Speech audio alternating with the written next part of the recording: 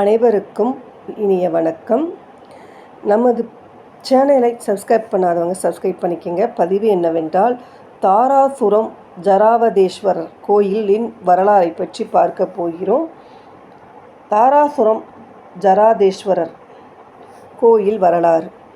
தஞ்சாவூர் மாவட்டத்தில் கும்பகோணத்திற்கு அருகிலுள்ள தாராசுரம் எனும் ஊரிலுள்ள ஓர் இந்து சிவன் கோயில்தான் தாராசுரம் ஜராவதீஸ்வரர் திருக்கோயில் ஆகும். இந்த சிவன் கோயில் 2ஆம் ராஜராஜனால் 12 நூற்றாண்டுகளில் கட்டப்பட்டது.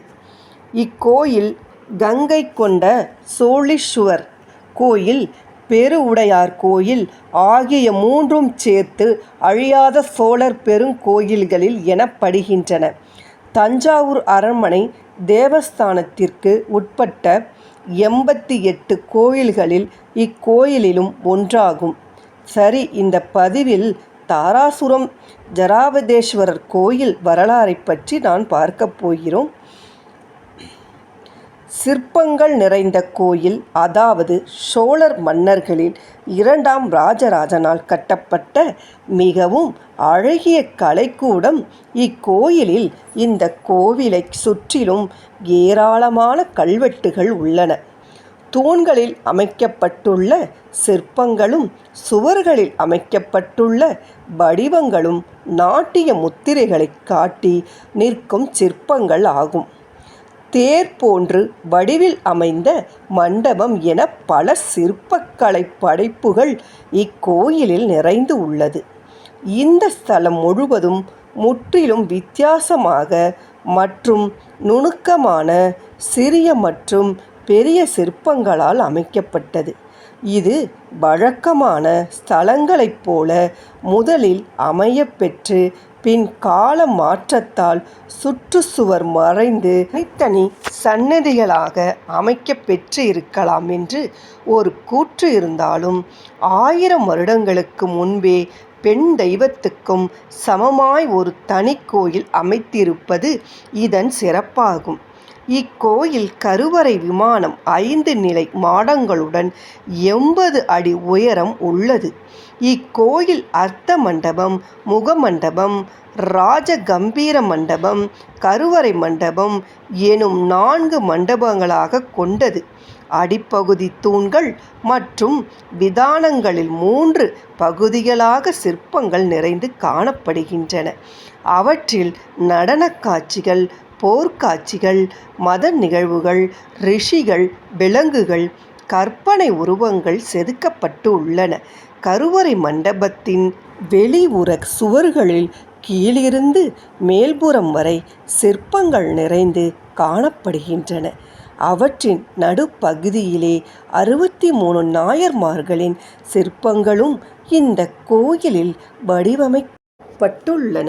இதுவரை தாராசுரம் ஜராவதேஸ்வரர் கோயில் அமைப்பு பற்றி தெரிந்து கொண்டும், இப்பொழுது தாராசுரம் ஜராவதேஸ்வரர் கோயில் வரலாறை பற்றி பார்ப்போம். ராஜராஜனின் காலத்தில் ராஜராஜசுரம் என்று பெயரிடப்பட்டு பின் தாராசுரம் என்று அழைக்கப்படுகிறது. ஜராதேஸ்வரின் துணைவி தெய்வநாயகி.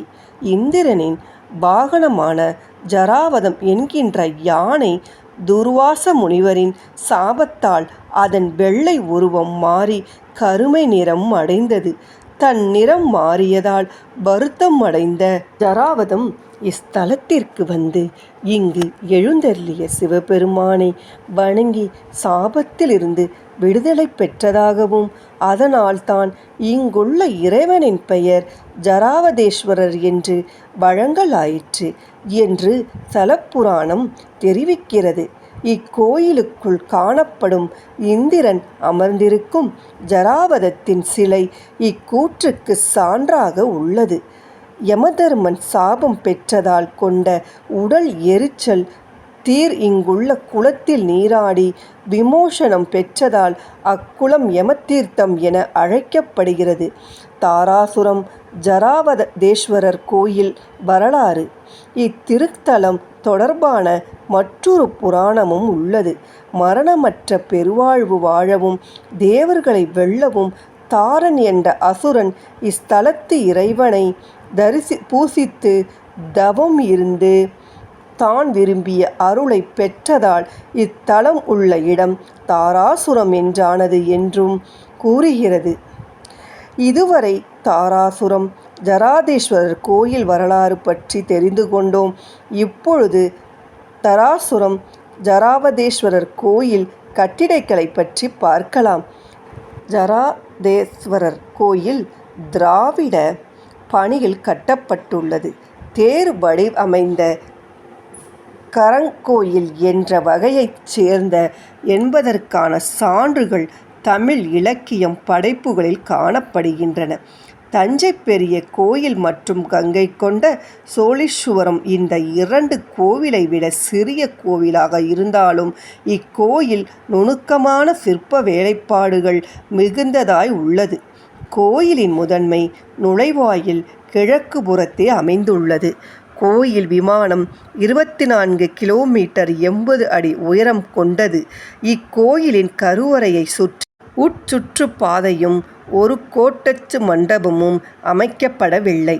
முன் மண்டபம் ராஜ கம்பீரன் திருமண்டபம் என்று கல்வெட்டுகளில் குறிக்கப்பட்டு உள்ளது. முன் மண்டபத்தின் தென்பகுதி கல்லான சக்கரங்களுடன் குதிரைகளால் இழுத்துச் செல்லப்படும் தேர் வடிவில் உள்ளது.